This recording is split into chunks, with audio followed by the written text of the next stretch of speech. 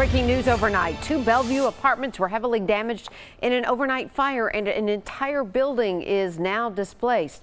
News Channel 5 Sophie Nielsen-Holding joins us live from the Hillmead apartments. And Sophie, do firefighters know exactly the extent of the damage here?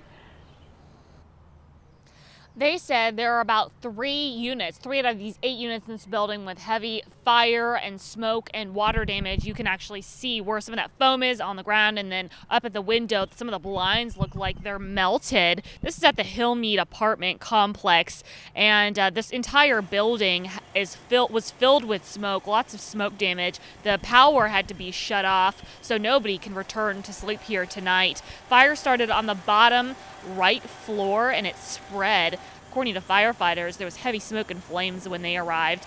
An older couple that lives at the bottom floor said they smelled an electric odor late last night, and they woke up to heavy smoke inside their apartment. Firefighters think it may have been an electrical fire. We spoke with a woman whose apartment has a bit of smoke damage. She says that smell has penetrated the whole building. It definitely smells like smoke. It smells like, honestly, our apartment was on fire. It's just very strong. It's through the whole complex. I think it's just been very strong. We walked in and we were coughing immediately, so.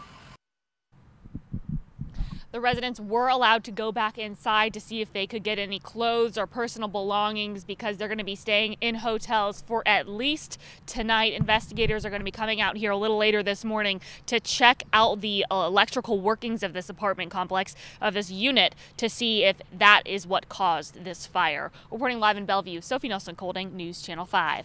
All right, Sophie, thank you. And one man is in custody, another one on the run following a home invasion at a police officer's home this morning. Officers responding to the home burglary around 3 on Jacksonian Drive. That's up in the Hermitage neighborhood.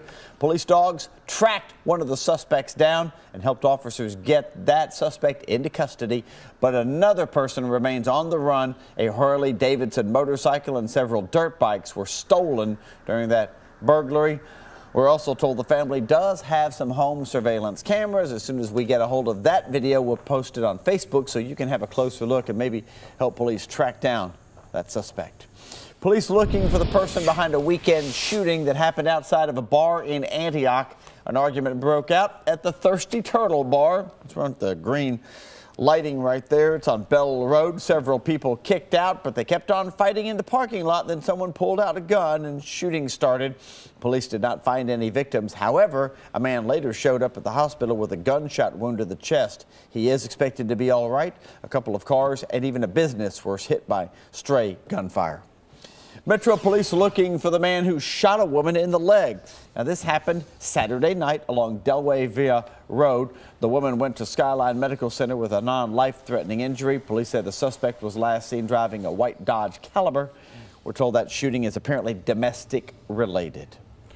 And the second suspect wanted for a string of violent armed robberies is now behind bars. Franklin police arrested Greg Marilease after a 2-day-long manhunt. The 40-year-old was taken into custody late last night, and police say Marilease and another man, Deshaun Hickerson, were armed with a gun and knife when they robbed the clerk of the Baymont Inn on Franklin Commons Court back in January. They are also believed to be connected to other hotel robberies. Hickerson is already in custody.